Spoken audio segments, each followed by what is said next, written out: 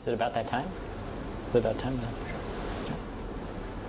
So let's see. So there was a homework assignment, right? So let's remember what the assignment was.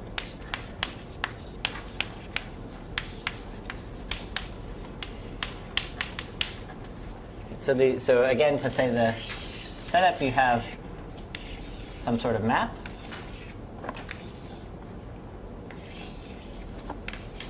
Countries, and you wanted to count the number of 3 colors.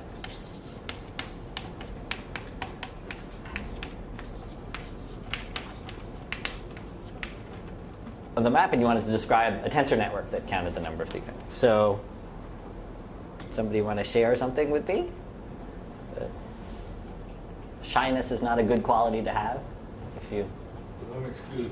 You're excused? All right, you're excused. Otherwise, I get really complicated. I may ask for it.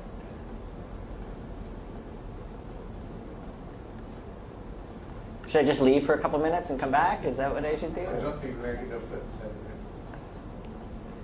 I don't know. Give us a hint. Three. Okay. Yeah. Okay. So you want.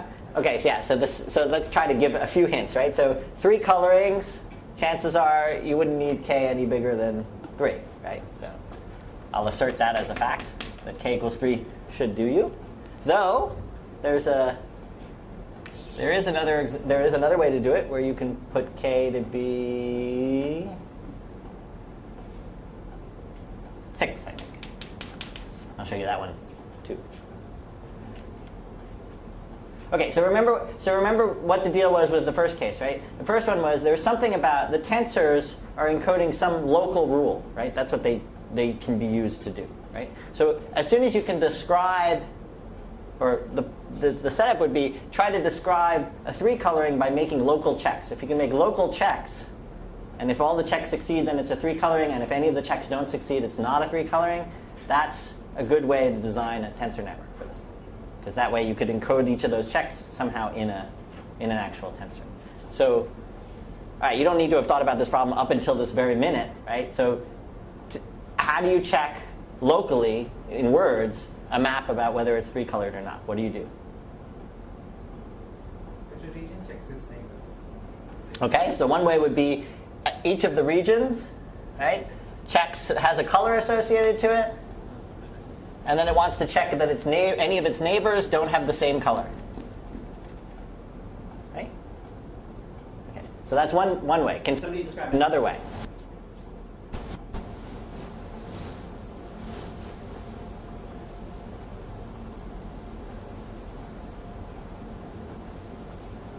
Maybe I should list that one down. Right? Each region checks neighbors.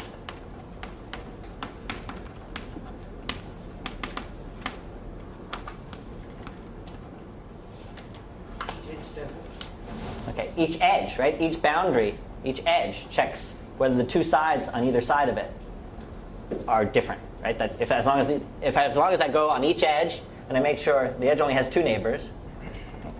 So the second one is each edge checks.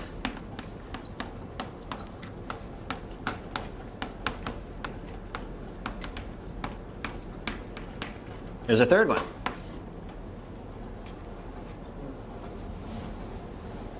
Do you still want to be excused, or would you like to participate on this question?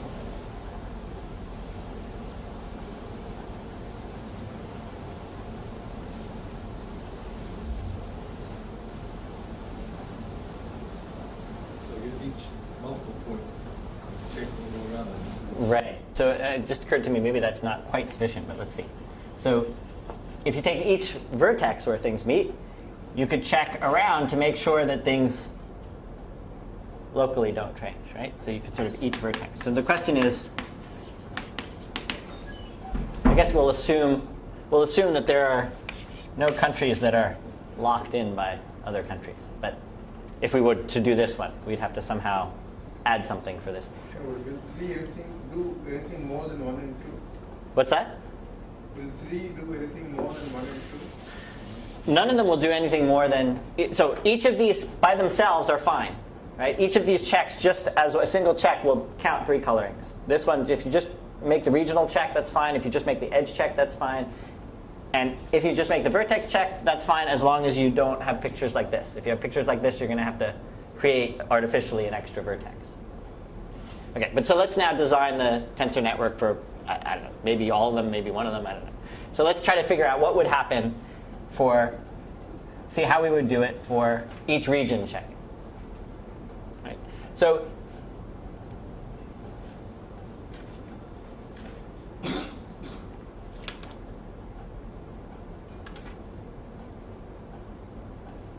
actually, let's start with number 2, because that's probably the easiest one. Okay? So number 2, we want to do an edge check. Right?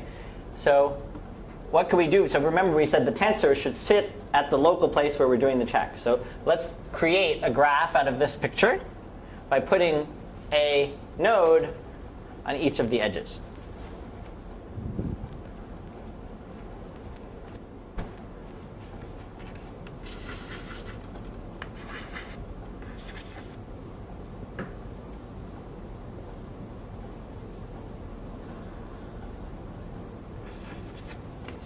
I've become victim of my own enthusiasm in drawing a picture. But all right, so we'll just do this.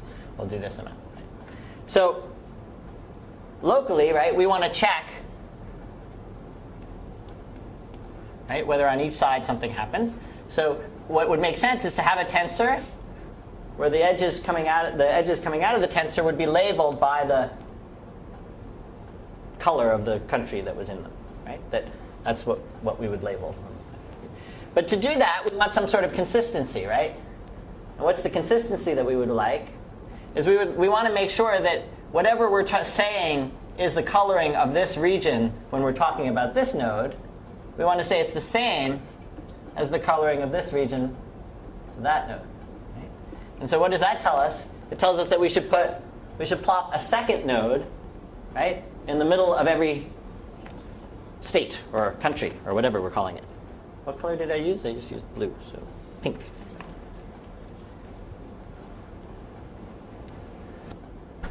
So I want to put a pink node in the middle of every region. And I want to connect it. This is not a node. And what do I want to do? I want to connect it to any of the edges that are relevant to it. So here in this case I would have like that.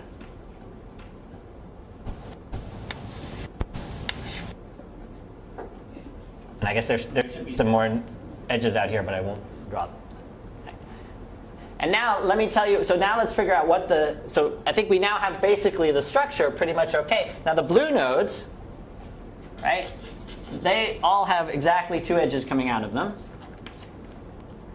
And so let's understand the prescription, right? The prescription is we're going to be if this one was labeled by red and this one was labeled by green, this region, right? Then we would any edge that sits inside that region, we think of that as having on it the color associated to it. So the colors are 0. Let's call the colors 1, 2, and 3.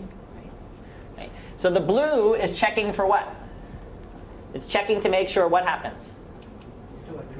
The 2 are distinct, right? So the blue should be 0. It should fail, right? It fails to be a map if the 2 edges are the 2 neighboring regions are the same, right? So if I equals j and 1 otherwise, which means different.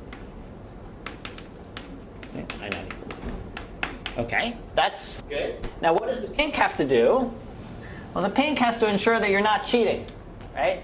The pink has to ensure that, yeah, you don't tell this guy that you labeled the map something and this guy that you labeled the same piece of the map the other thing. So the pink is a and the pink, whereas the blue is a 2-noded tensor, the pink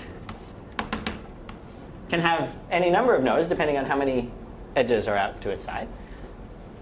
But we want to define it to be 1. Let's see, I1, I2, I3, I4, I5, etc. If, well, we want to make sure it's labeled consistently, which means all the i's are the same. And 0 otherwise. Okay? And if I do those two things, this tensor network, remember what it is? It's the sum of over all possible labelings of the product of the nodes, right? So I throw out a possible labeling.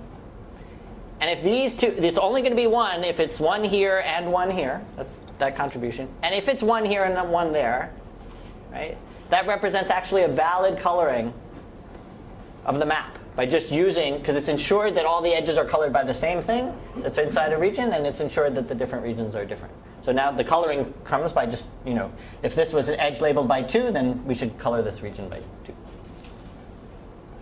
Okay. Good. Did you have a more complicated one? What's it? There are lots of them. Is there one worth? As soon as you got the typically lead thing, any representation of typically lead would be the chromatic polynomial. Okay, that is more. Okay. Any others that are? So I guess so we could just take a look at this one because it's sort of more. It's interesting in its own right. Okay. Essentially, what we just described, that each region checks its neighbors, we did just manage to implement in this way. There's another way to implement that same. Actually, let's do the each region checks its neighbors in a different way. Okay. So let me draw the picture again, or a picture of a map. Perhaps we're spending too long on this, but it's worth it just because it's interesting. Okay, so the idea now is we're going to say each region checks its neighbors, right? So we're going to put nodes in the middle of the regions. And we're going to try to sort of figure out what that means. Well, we need to connect two nodes that share, any two regions that share a neighbor, we better connect by something, because otherwise we're not going to have them communicating at all about any checking. So let's do that. In this case, looks something like this, the graph.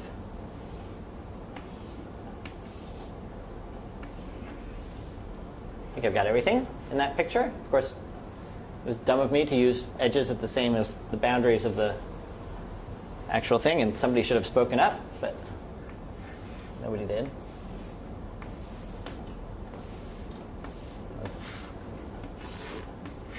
Hopefully this isn't making things worse. Okay, so now we have to be a little clever, right? So how are we going to encode in the edges the information that we want so that the nodes, right, will be able to check the right thing?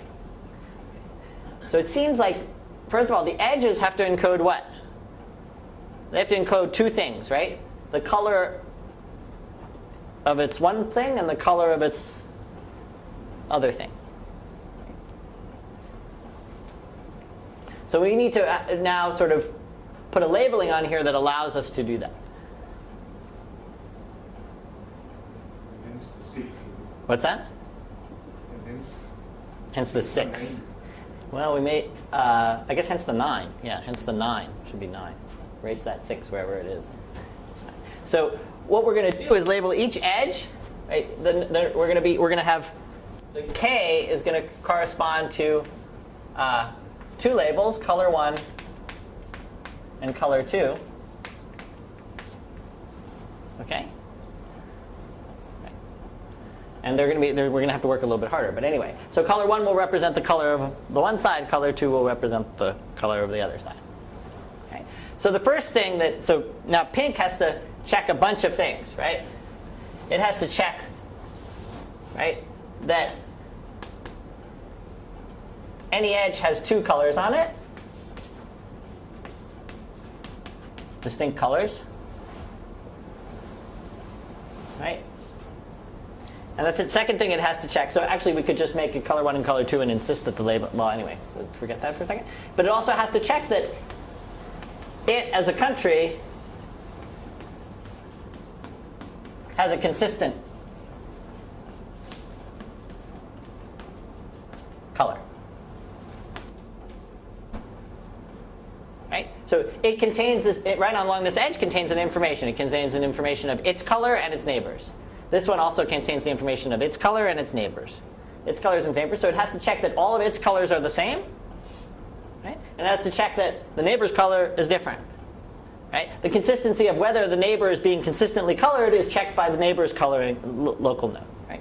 So that is, there's a little bit of a sticking point here, which is, but anyway, so this is what you want it to check. So you want it to be, it's going to be 1 if these two things are satisfied and 0 otherwise. And there's just a little small subtlety, which is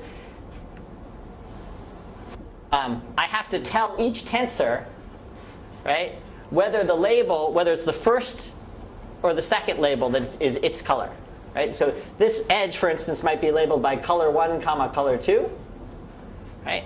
But both of these guys have to interpret that as which one is its color, which one is its neighbor's color. So to do that, you'd actually have to, so the actual pink tensors would be a little bit different, one from the other. Okay?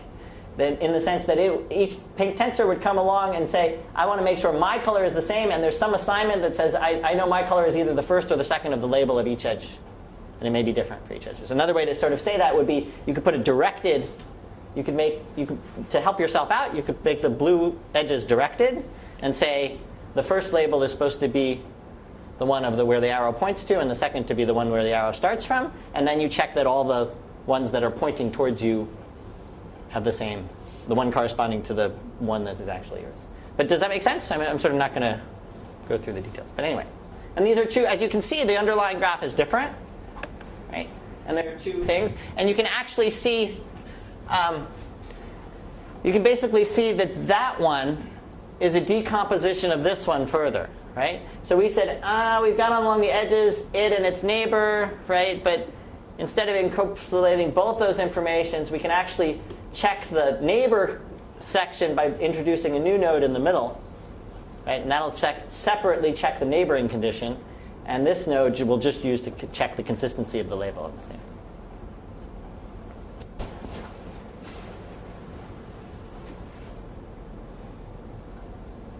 Okay. Good. All right. So end of that story.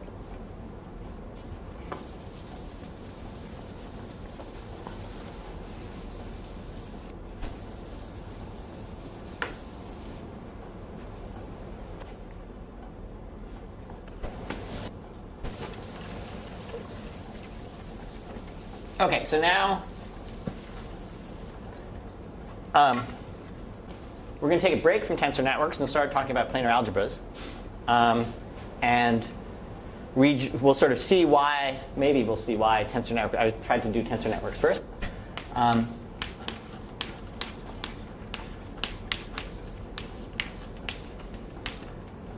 But sort of continuing with the theme of historical accounts, this presentation of planar algebras will be a historical snapshot of not 15 years worth of thought about this stuff, but more like 3 or 4 years of thought, which was sort of how, in some sense, how they were originally thought about.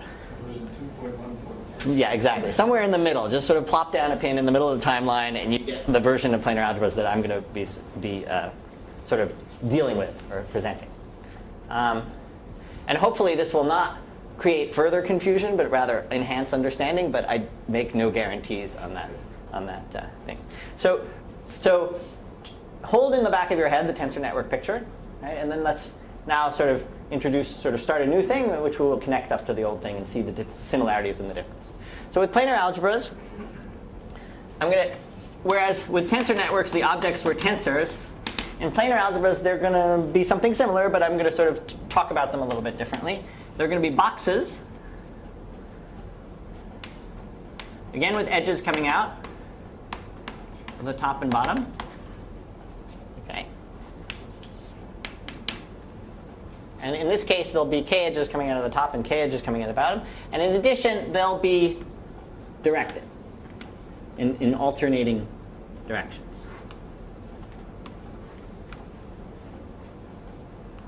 Okay. And the boxes will always sort of, in addition to the boxes, we'll have distinguished a top from a bottom. Okay, so they'll have which will I guess be there's only two choices of them. They could, well, all right, we'll somehow indicate the top and the top by, I guess the equivalent of what would be in Vaughn's language putting a $sign, in previous languages putting a star, and I guess for the moment let me just sort of single out the top left corner by shading in a little bit of the corner. It's all the same. So again, how does this differ? So I could imagine just sort of shrinking that box up into a point and thinking of strings coming out of it, and then it looks a lot like the old tensors, but how is it different? Well, first of all, they're all of even degree, and the second is the orientation of edges.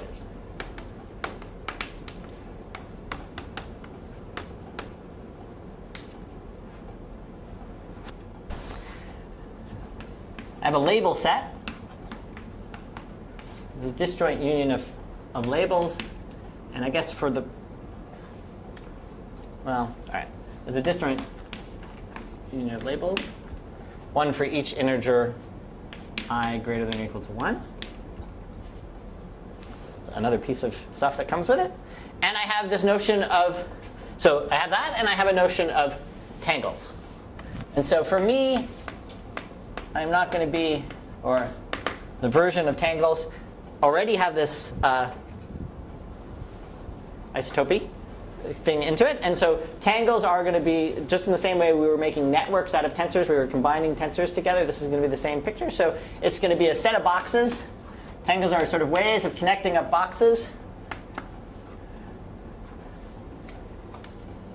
to make new pictures, right, in such a way that the orientations match. And so maybe I should, it's not, for me at least, it's not so easy to off the cuff make sure I've thrown in enough lines to get the orientations to match. So let's try to do that.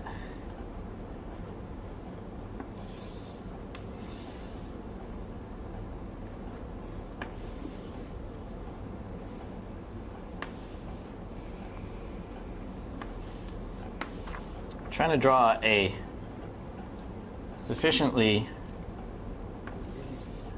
simple but complicated enough picture so that most of the things that you might want to see or wonder about are there.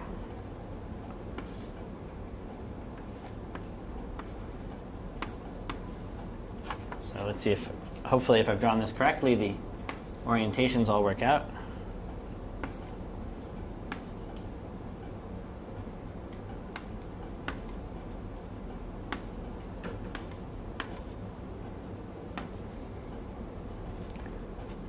Right, so this is an example of a tangle. Right, what are its elements? A 3-box. A is, so I should say, suddenly there is a label that appeared inside the boxes. So A is going to be an element of this labeling set L3, part of L. So is C. And B will be an element of the labeling set indexed by 2. And so the 3 and the 2 index sort of describes which the size of the boxes. So I guess I should say that this is going to be called a K box.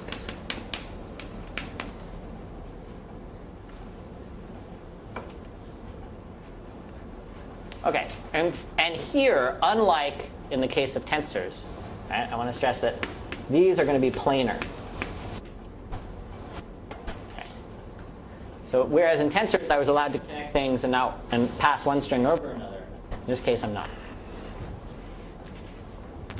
Okay, so with this object, a set of objects, I'm going to sort of define an algebra, or a set of algebras. So n is going to be an index, and it's this as a vector space is going to be the vector space of all n tangles. So I guess I should have said that this was an example of a 2-tangle. And I guess a piece that I didn't put was there can also be, though this has everything connected to the outside, there can be pieces that are floating around that are just connected to themselves. So there can be single loops as long as their orientation is sort of consistent with the picture, which is that they're alternating. And there could be also some set of sealed off boxes or tangles. Let's see. So can I do this right? Is it? I'm hoping this is right. Let's see. Does that look good? That's right, right? So going in, that would be D. So P and L will be, so this is a 2-tangle because in the end I can again visualize a big box around the outside, right? Just like I could in tensors, right? And it has 2 things coming out the top and something coming out the bottom. So P and L will be the vector space of all n tangles, and I've said it's going to be an algebra, so I better tell you what multiplication is. And multiplication is going to be, again, borrowing, or you can think of it as something that's familiar to you because you've seen it in the tensor world. That's the way you multiply 2 n tangles together, right? You've got a tangle in here, a tangle in here, okay? Together. So this is, I can, okay? And I extend by linearity. Okay? How do you add 2 tangles? So it's a vector space with a basis being all n tangles, and then it's a linear vector space spanned by those things. Vector space spanned by.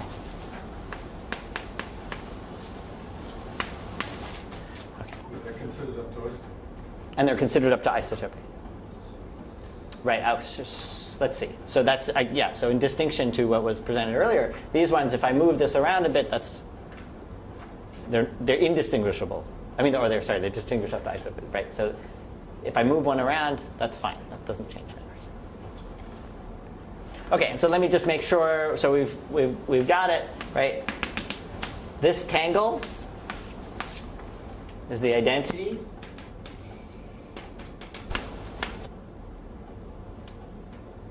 Right, for the multiplication. That seems pretty clear, right? You just stick it on the bottom. Okay, and I want to, okay, so then I want to, so I should say that this is an abstract object. It's huge, right? It's sort of, there's nothing small about it.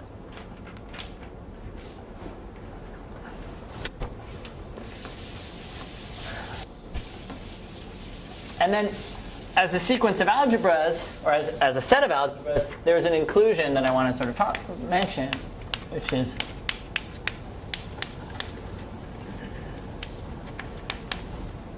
okay, and that inclusion is the following, probably not too surprising for you. This would be an element of Pn.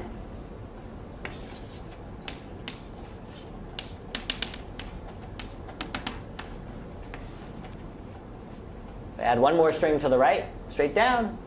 That's an element of Pn plus 5. Okay. So I now have, I have a set of, abstractly defined algebras. There's a multiplication on it, right? And I can include one in the next. Okay. I'd like these to have some sort of notion of star. So I want to define an involution.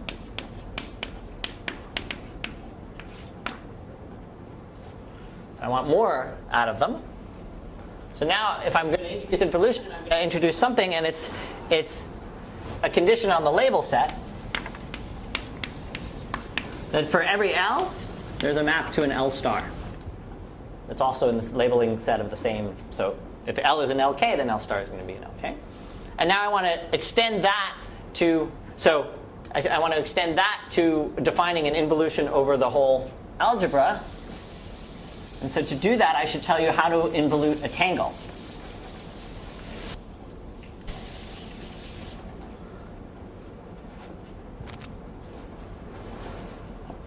So let me draw a tangle that should encompass most of the questions you might have, hopefully.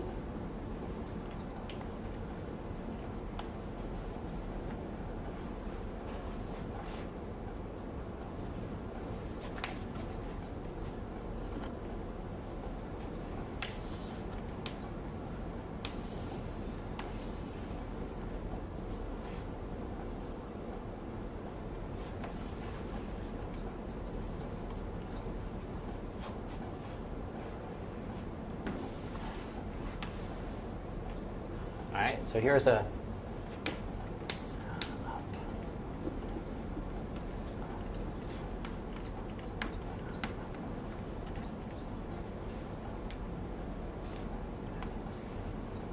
so here's a tangle. I want to say how to create a star of it. And so there's going to be 3 steps. First, I'm going to flip the whole picture horizontally. I'm going to Okay, so let's try our best to do that.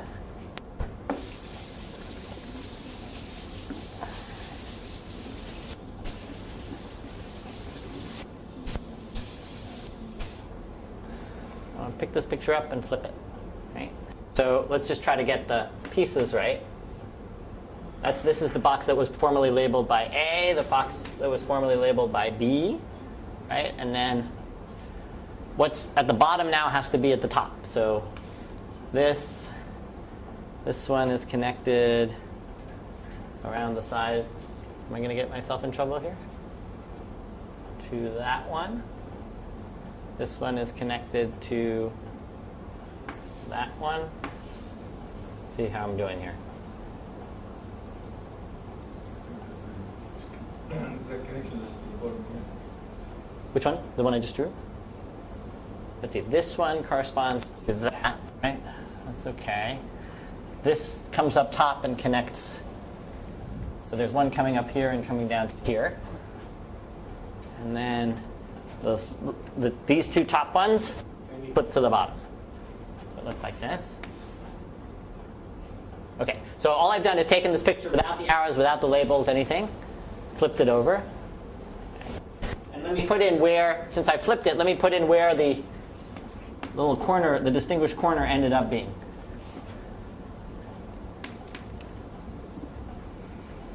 Right? The corners ended up being there. Okay. So that's step one, is the flip. The second is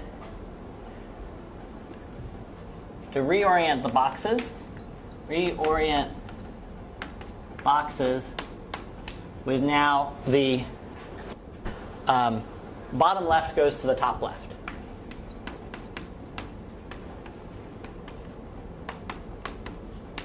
So you get yourself so that you think of this as the bottom left, which is fine here.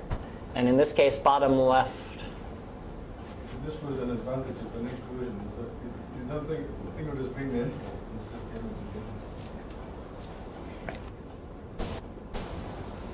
So, Okay, but dollar signs are really associated with intervals.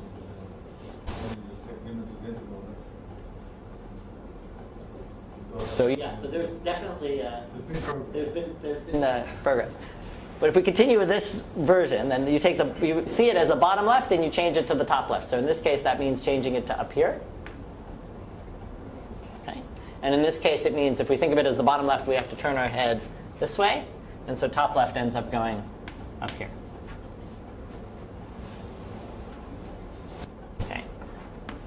And then the third step is to, and I should also say reverse orientation of the strings. So I actually didn't, of each string.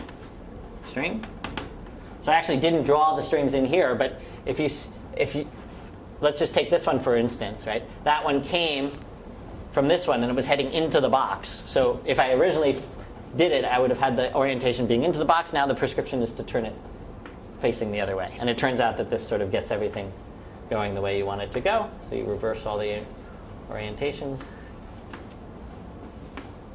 Okay, and the last thing is replace every label.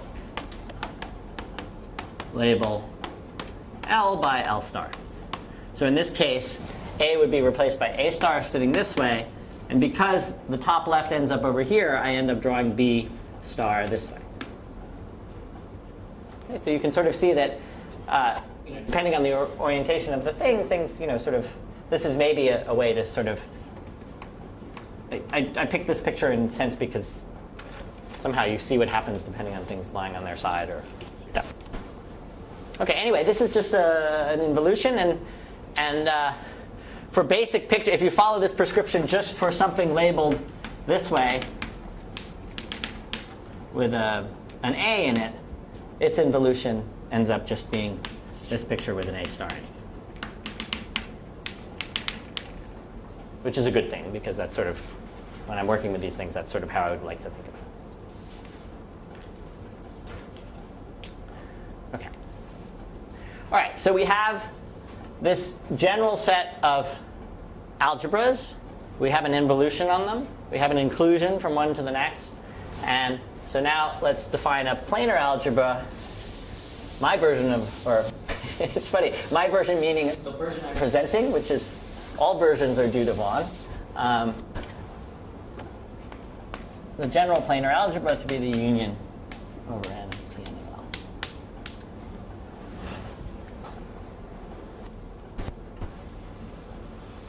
Okay, so this is a giant structure which I think probably the best description of when you wanted to clean it up and present it as sort of concisely and globally as possible would be in terms of operads, I would think, in some way. But this is a general structure, very big. And what we want is sort of concrete sort of images of this kind of, that sort of have this structure in a sort of much more concrete way. And what I'm now going to give you is I guess, really a sort of a description of planar algebras, the ones that we're interested in, coming from generators and relations.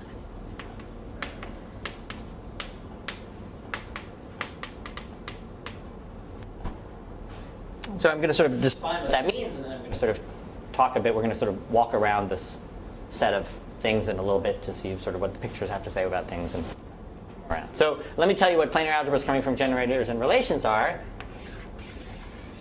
Is if you have a subset of Pn of L, of P of L, and by a subset, remember, these are not just tangles, but they're linear combinations of tangles, right? And the subset is star closed. We can think of this big thing, P of L, and then mod it out by what, basically anything induced by a relation. So let me just try to describe what that means. And so we can describe P of L, and we can mod out. And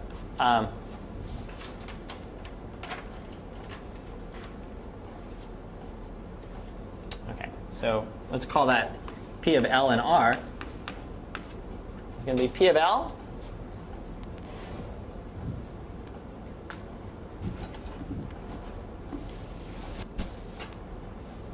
and then I want to tell you what you need to mod out by. And you want to mod out by all all tangles, I guess, or linear combinations of tangles. The span of all tangles and linear combination of tangles that contain an element of R in them.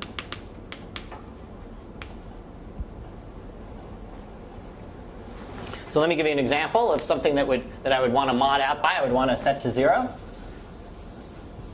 Well, I can just do.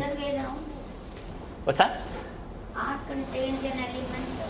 No. So R is going to be this generating set of relations, but R is a set of relations, but they generate many more conditions, and those conditions are given by suppose this A, right? Suppose A was in R.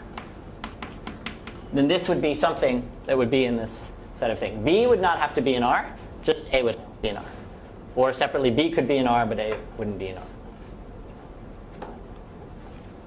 You implicitly extended the label sets to be now easy. That's right. So R, I should say R, right, is something in P of L, which is a linear combination of things, right? And so when I put sort of A being an R here, what I think of this inside this thing is a linear combination of tangles, right? And then I sort of extend. So there's some intimidation that I should do so that I don't have to actually say what exactly I mean, because I sort of wouldn't probably get it exactly right. But you want to sort of make the linearity pull out, and I don't think there's much to be said. But does that make sense? So that if R was a linear combination of two tangles in here, right, then this big picture would be a linear combination of the one with the first thing put in there and the other with the second thing put in there. And that would be a new linear combination of tangles. And right. And I guess even over here when I was saying it, right, that this picture here could represent a linear combination of things.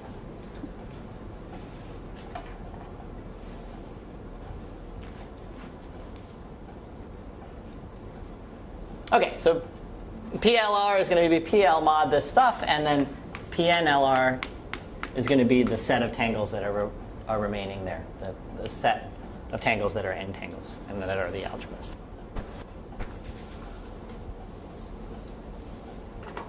Okay, so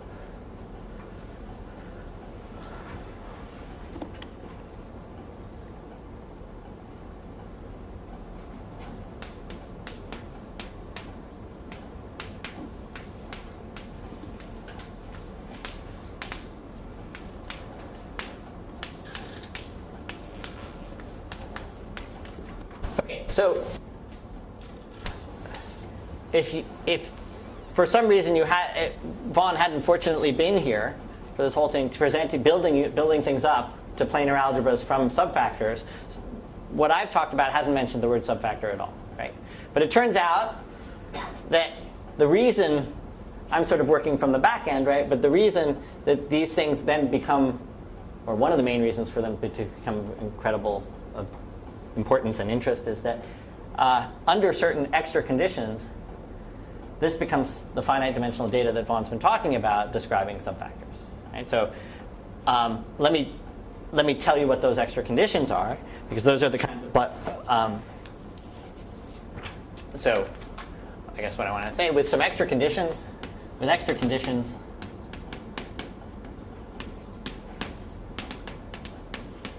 right?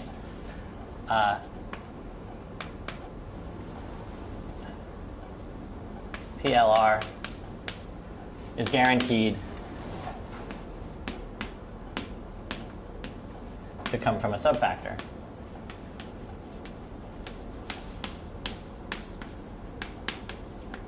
I'll sort of show maybe some more about it later, and certainly Vaughn will.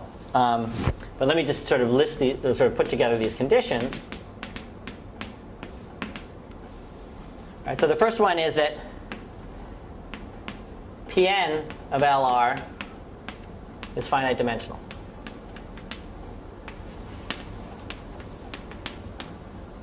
Okay, and that corresponds to, so Pn of LR is going to correspond within subfactors as a post view or p-view of the relative commutant n prime intersect mn for a finite index subfactor.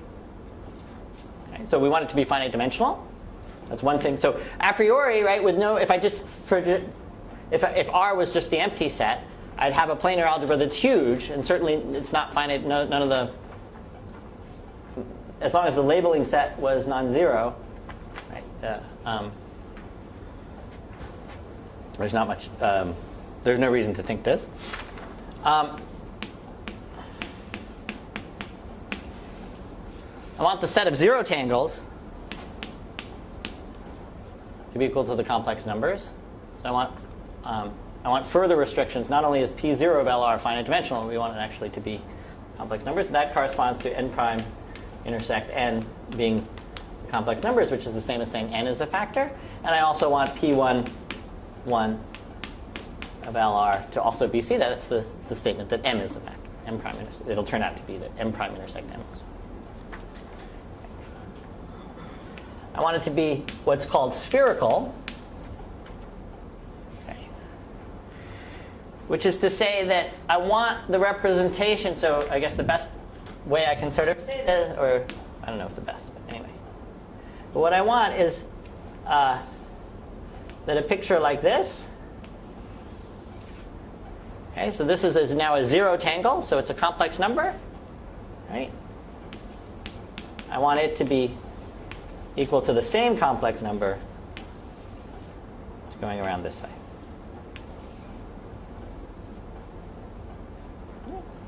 And then the final thing, which is an important one, so do not run out of room,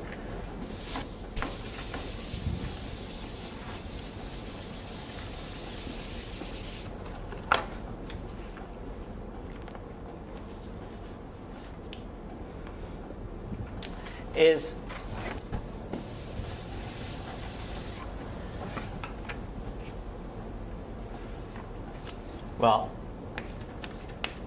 is that the trace is positive definite. So I haven't said what the trace is. I will in a minute, but here's one way to say what it means in pictures.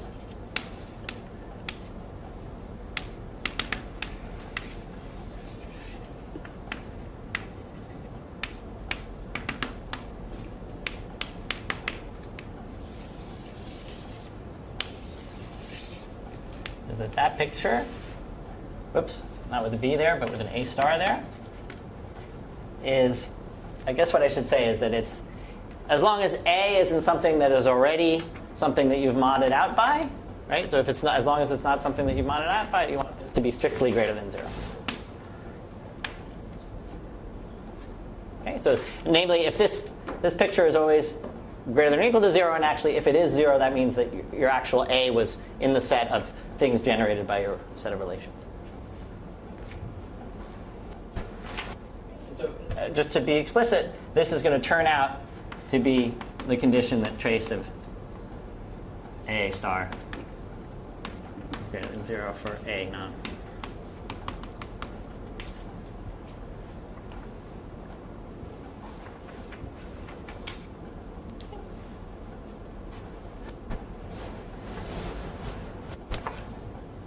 Okay, and so these are the added conditions, and what we're going to embark upon in a minute is trying to come up with sets of relations that create this, or we're sort of going to examine a class of relations that create these conditions. But again, if a planar algebra with these conditions, if you have a hold of one of them, that represents these finite dimensional data that Vaughn has been talking about from a subfactor. So there is a subfactor whose relative commutance is that.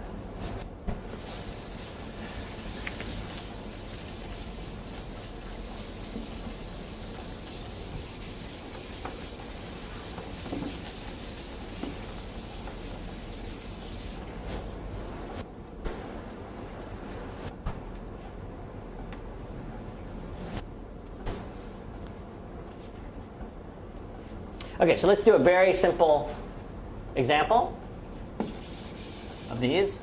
And that's where the label set is going to be empty. Okay, so let's try to figure out what pictures look like where the label set is empty. Okay, so this is the temporally Lieb algebra. This is going to turn out to be the temporally Lieb algebra.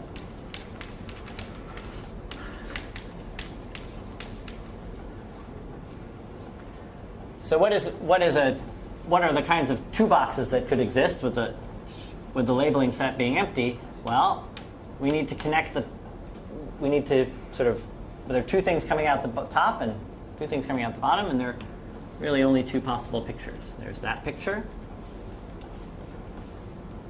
and there's that picture.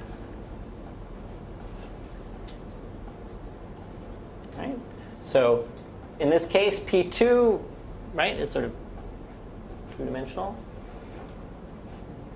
Well, not necessarily, but so there's one other, so then I would also want to say what goes on with a picture like this. Okay? And so if I was to sort of follow this kind of prescription over here, that's a zero tangle, so I want it to be an element of C, so let me sort of define it to be delta.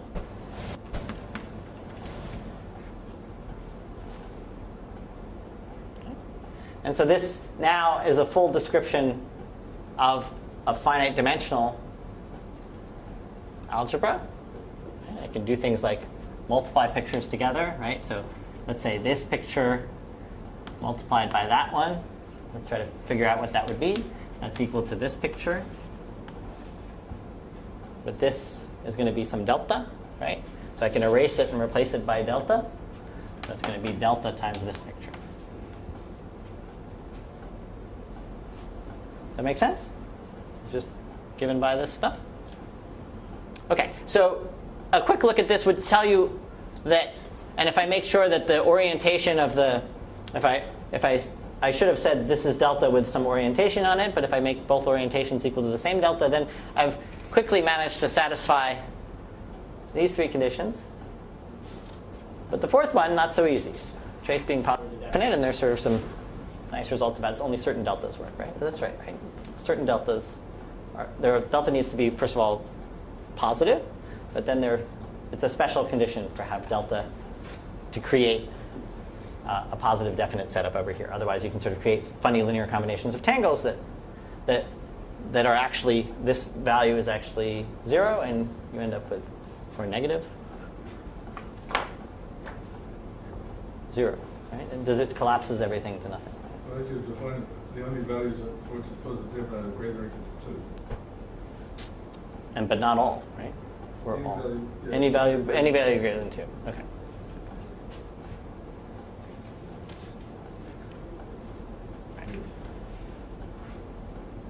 Okay.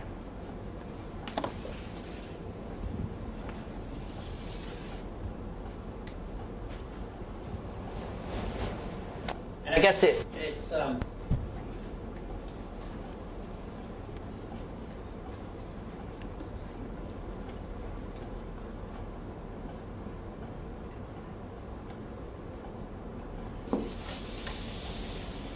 okay, so there's more to be said, and I'm not quite sure how much to say right now, how much to leave for later.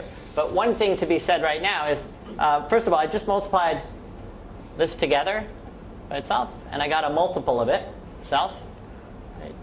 So this is almost like a projection, right? A times A is a multiple of A. If I scale it right, that picture is going to be a projection, right?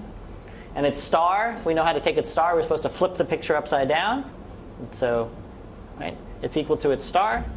There are no boxes to do. The orientations work out all right. So the scale multiple of this is a projection. Okay, that's nice. That's always going to be there, right? For any of these planar algebras, this, even if you do have boxes, you do have this picture, and this picture is still going to be a scalar, right? And what does that picture correspond to? Well, that's a projection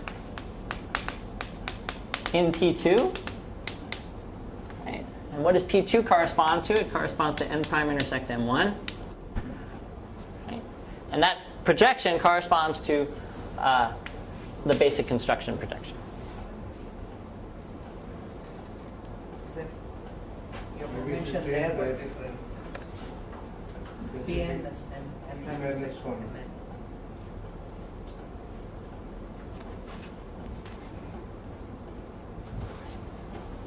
Okay, sorry. N minus 1. Is that what now we're okay, right? Okay, yeah, sorry. The first one is n, the second one is m, third one is, sorry. So m minus 1 is going to be n, and m0 is going to be m. Now we're okay.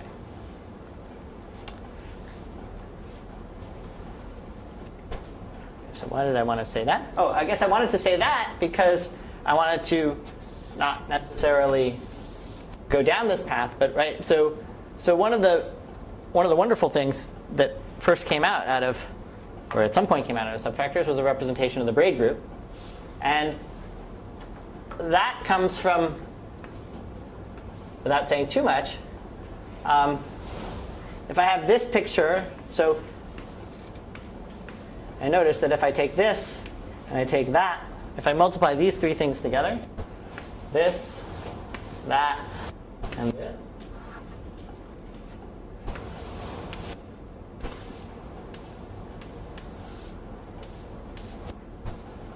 which in the language of things, if we ignore scalars for a minute, is going to be E1, E2, E1. Well, this string sort of just pulls out, right? So it looks like this. This is equal to some scalar times E1.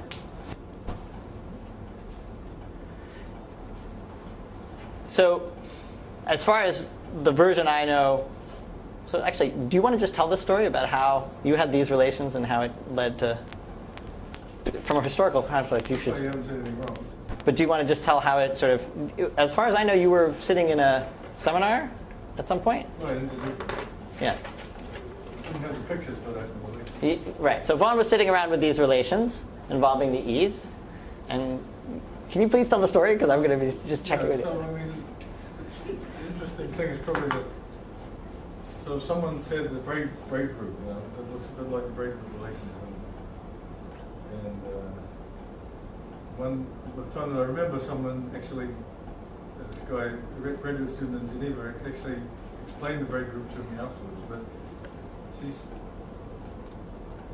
several other people have claimed to have also explained to me that this was the break group, and it's possibly quite true, but you're only receptive to certain well-defined moments. And so the one that actually got through to my brain was this particular person, and there was a relationship with the break group.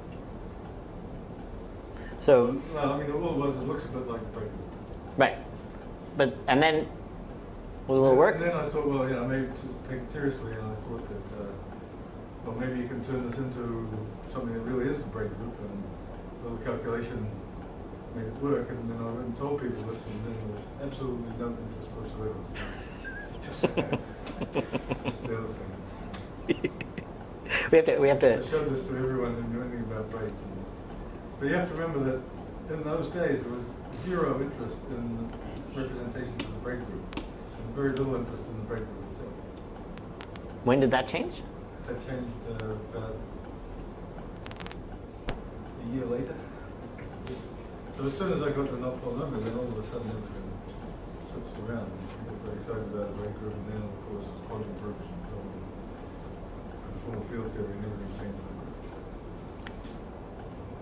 Okay, so the point being that some linear combination of the identity in E1 is sitting in here as a representation of the braid group, right? So you can use E1 and a linear combination of that with the identity gets you actually the braid relations. And there you can build the Jones polynomial. Okay, that's the end of side note. So let's return.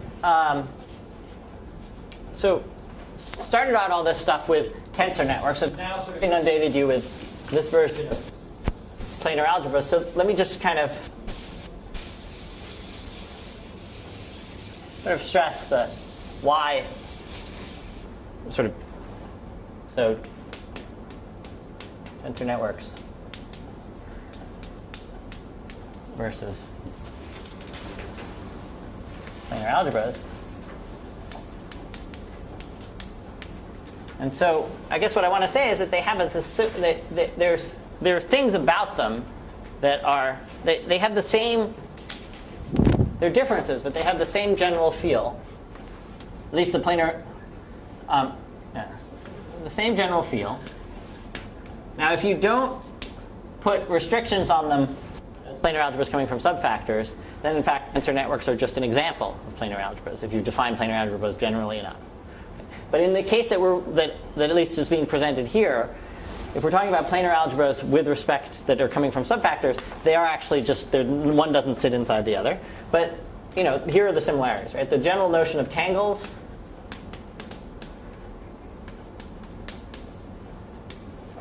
is really the same, and it's sort of helpful. Composition,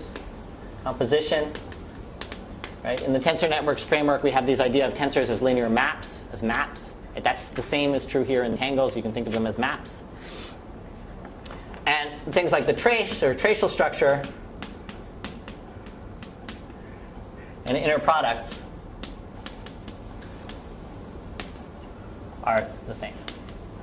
Those are the same field. So you can really you can talk about inner products on the zero. Once you have zero tangles, that defines inner products. So that if I have a picture like this, right? On the one hand, we can think of it as the trace of A times A star. On the other hand, we could sort of cut it here, right? And if you thought of these as tensors, we went through what this picture looks like, right? This is the inner product of A with A star. Right? Don't want that star on the first one. Don't I want what? No, there's no star. There's an A and an A star there. That seems to be just a spot in the blackboard. Okay, so those are sort of similar pieces, right? But, okay, let me stress that planar algebras, from the planar algebra point of view, right, they have some features that are more general, right? So first of all, they're abstractly defined, right? There's no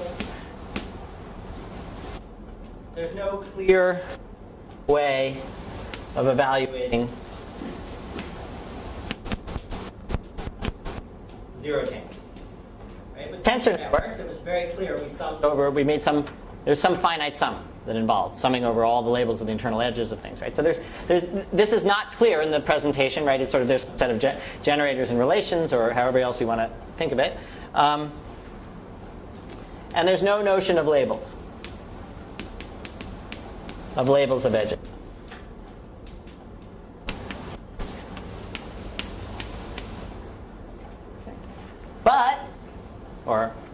But on the other hand, there are some features that are more specific.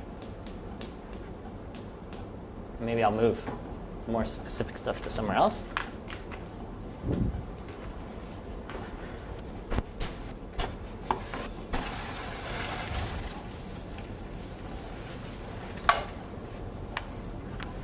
So planar algebras are more, in some sense, less general. But this is, let me put that in quotes, because it insists on some added conditions, right? So I think the most significant one in terms of sort of really sort of getting at the heart of it is planarity, right? So tensor networks do not require planarity. Planar algebras, it's just a core feature right from the get-go. Right? The dimension considerations, right? Dimension of P0 equals 1 equals the dimension of P11.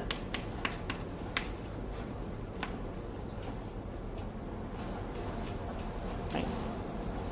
That was not true in the case of tensors, right?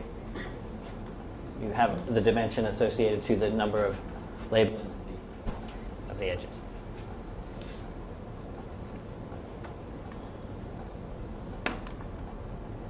And the third. Wait, is that? Let's see. P0 is a completely contracted tensor system. Oh, so it is true. That's right. So what about in P11? No. So this is right. Okay. So let me remove that because it's not a difference. Okay. But the even degrees. Right. So the notion of orientation, the planar algebras are oriented. Right. All their boxes are of even degree, whereas tensors, you could have a 3 tensor. Meaning 3 things coming out. Here, a 3 box means 6 things coming out. 3 on the top and 3 on the bottom.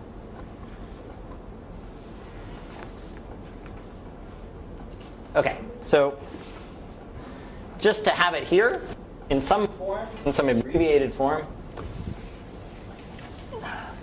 let me just I've sort of alluded to it a bunch of times, but let me just sort of put it down.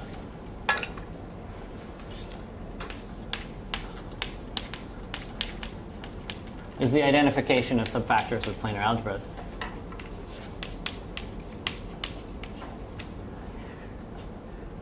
So you start with an inclusion of 2, 1 factors of finite index. And we've talked about, Vaughn has talked about the basic construction. I guess Masaki has talked about it too, which produces this chain.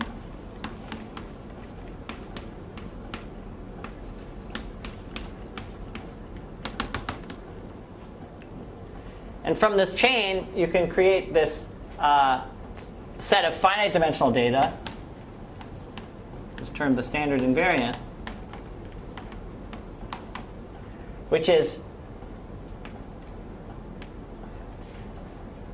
I guess,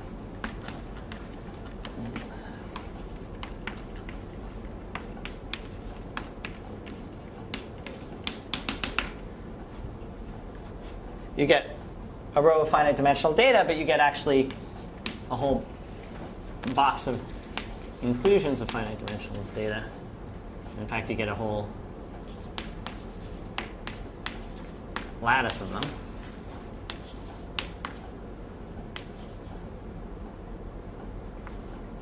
Victim of my own sloppy handwriting.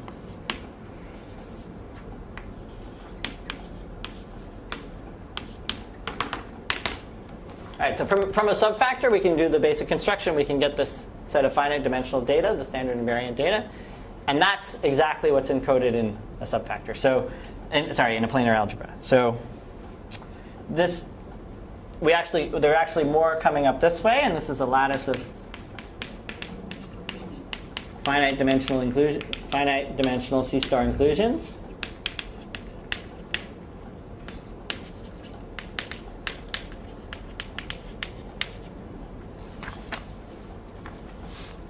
And that corresponds to the planar algebra setup in the sense that this will correspond to P0. Sorry, P0 will be here, P1 will be here, P2 will be here. And then I haven't said what it means, but I'll say in a second. This will be P11. This will be P12. And let me just tell you what I'm calling P1 comma something. Is going to be all the tangles whose leftmost string is straight. It's just the leftmost string is sort of separated from the rest of them. So P1, right? P1K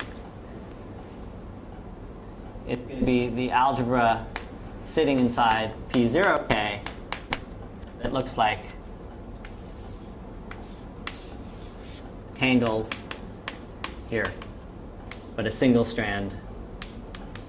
It should be a little bit careful with that box, but this is the leftmost strand is straight down. So this is clear. This is clearly a sub. Right? This is a subalgebra of things on all possible things on K strands. I multiply them just when I multiply two of them together, the leftmost strand stays the leftmost strand. This is a subalgebra, and that subalgebra corresponds to this data of the inclusion. Okay, so this is a remarkable,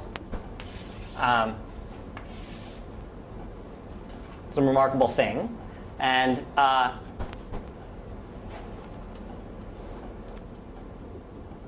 so the characterization, abstract algebraic characterization of this of what this structure looks like was due to Popa, and then the interpretation of it and the proving that it corresponded to planar algebras was due to Vaughn. And so essentially, I guess if I sort of stick to my consistency with what it is that in terms of, I guess in terms of both what was said earlier today and in sort of my philosophy and sort of in the things that I gravitate towards, was that this geometric view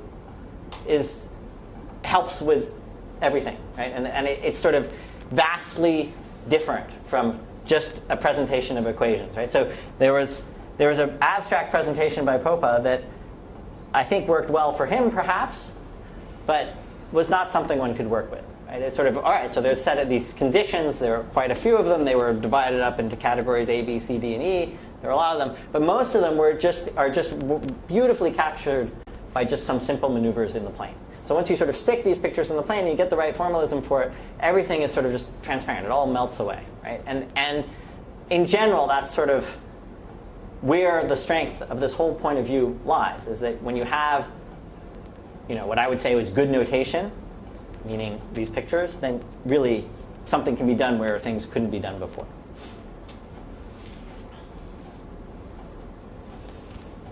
Okay. All right, so now enough of so let's go back to, so basically what I'm trying to do is present a point of view where hopefully by the time you're through with this, you get a sort of a better working feel for how to use these things, or sort of just some sort of intuition for how to do it. So let's get back to more of the concrete stuff. So I'm going to sort of meander a little bit through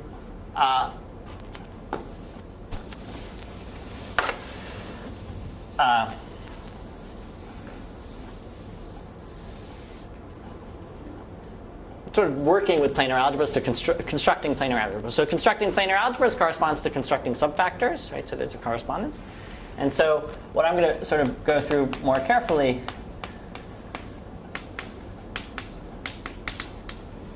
and hopefully, in fact, I won't go through it, but you will go through it, is sort of something called exchange relation subfactors, or planar algebras, I guess.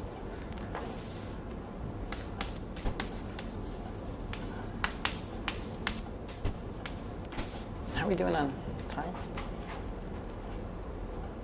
What's 10 more minutes? Is that right? Okay.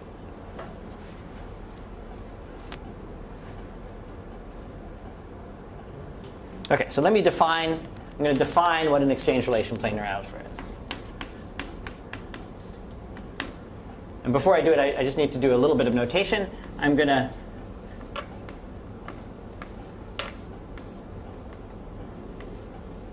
say that a box with a 1 in it is going to correspond to this tangle. And a box with an E in it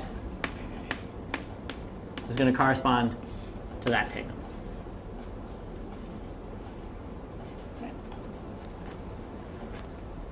And I'm going to also have the convention that if I write a letter with a bar on it,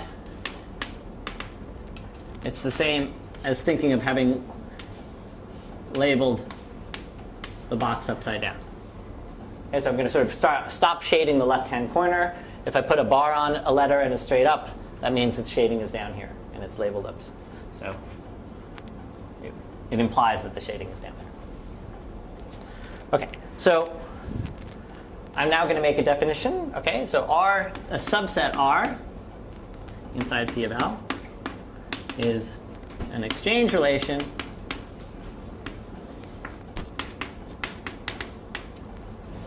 if these sets of things are in it. If R contains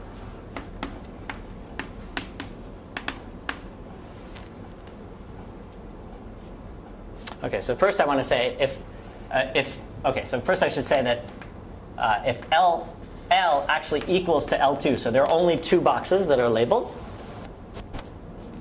The labeling set is 0 outside of two boxes. And if R contains these sets of things, and maybe I should, since there are going to be a lot of them, I'm going to put them up here.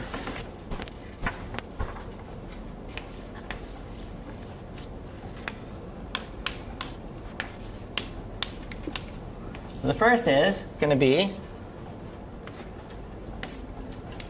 that essentially, if I take a tube box and I loop around the outside, that I get a multiple of the, that's what it's going to turn out to mean, is that I'm going to get a multiple of the identity. So what I want is that the difference between these two is going to be inside the relation. The second is going to be that if I loop it around the other way,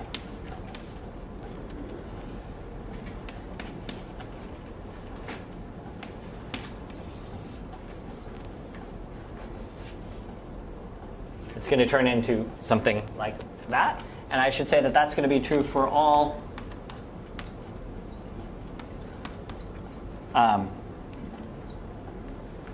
A in L2, but also in L2 bar. So these pictures plus the upside down version of these pictures.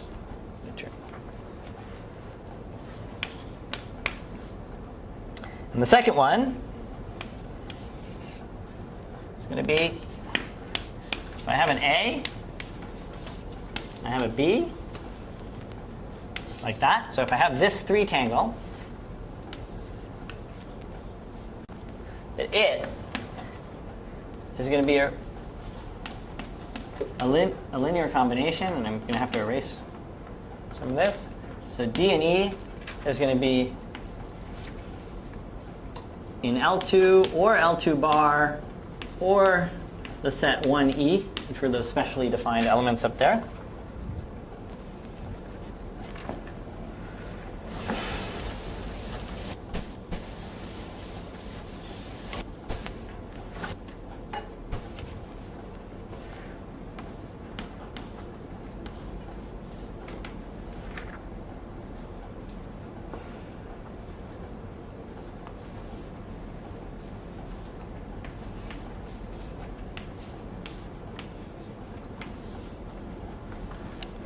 So it's going to be a linear combination of pictures like this. With some coefficient here. So let's see, that coefficient is going to depend on A and B and on D and E. Plus a different coefficient, C prime, also depending on the same things, A, B, and D and E.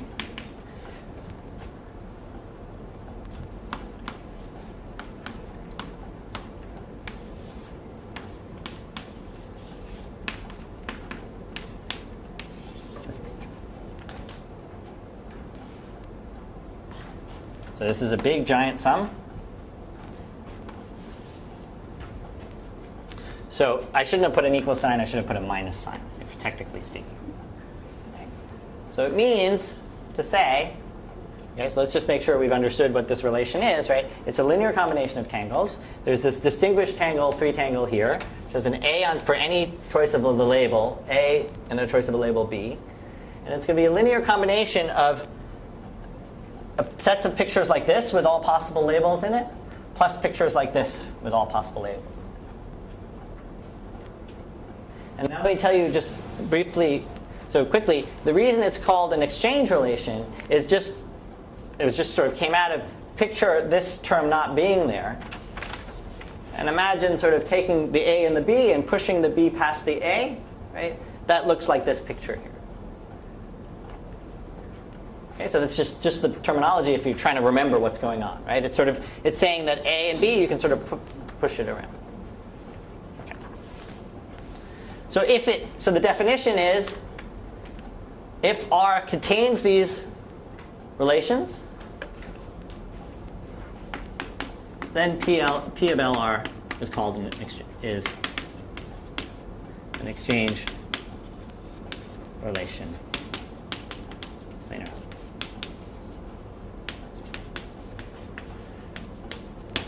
Okay, so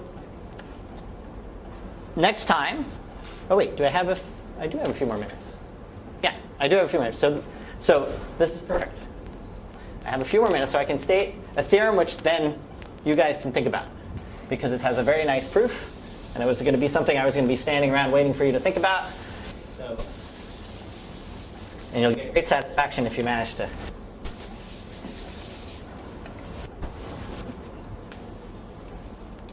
Theorem.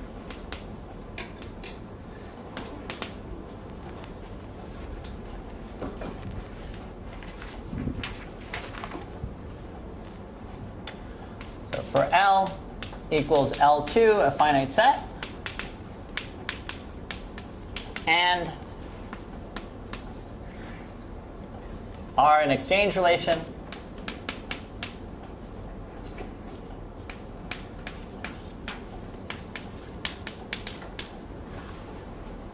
the dimension of Pn of Lr is finite. For all n, for all n.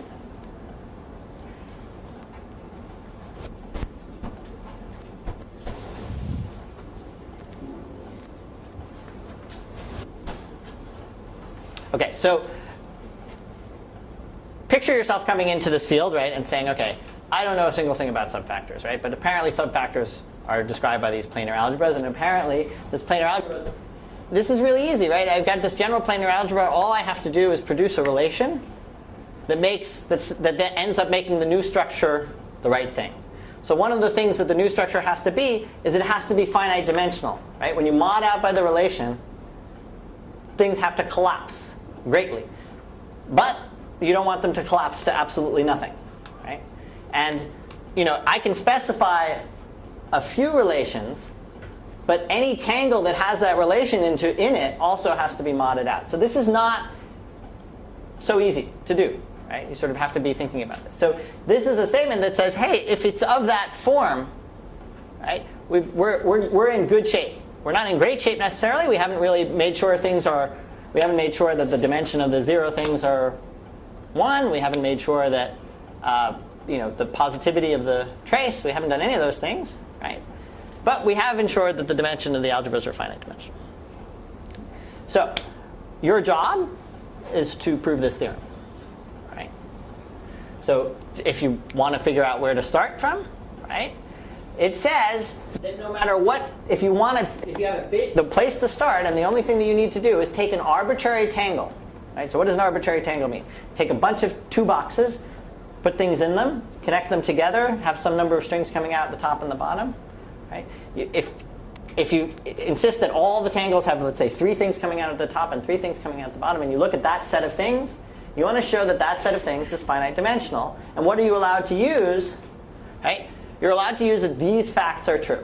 So if part of your tangle included a loop around like this of a 2 box, you could replace that piece of the tangle by this, right?